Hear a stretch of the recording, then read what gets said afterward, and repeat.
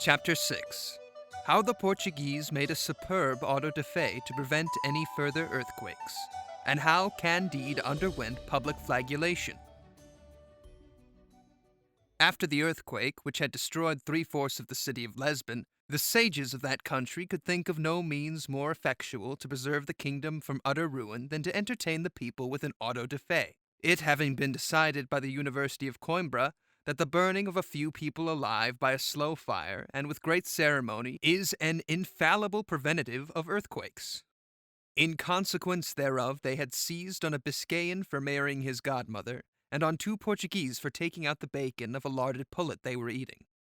After dinner, they came and secured Dr. Pangloss and his pupil Candide, the one for speaking his mind, and the other for seeming to approve what he had said.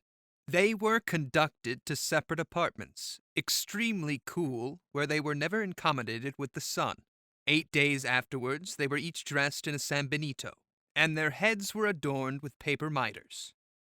The mitre and sambenito worn by Candide were painted with a flame, reversed, and with devils that had neither tails nor claws. But Dr. Pangloss's devils had both tails and claws, and his flames were upright. In these habits they were marched in procession, and heard a very pathetic sermon, which was followed by an anthem, accompanied by bagpipes. Candide was flogged to some tune while the anthem was being sung.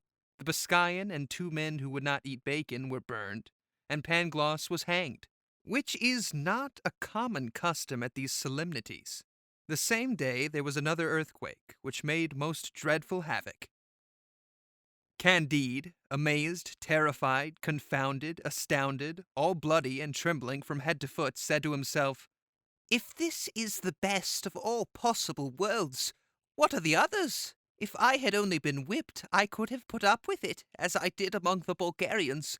But notwithstanding, oh, my dear Pangloss, my beloved master, thou greatest of philosophers, that ever I should live to see thee hanged, without knowing for what! O my dear Anabaptist, thou best of men, that it should be thy fate to be drowned in the very harbour!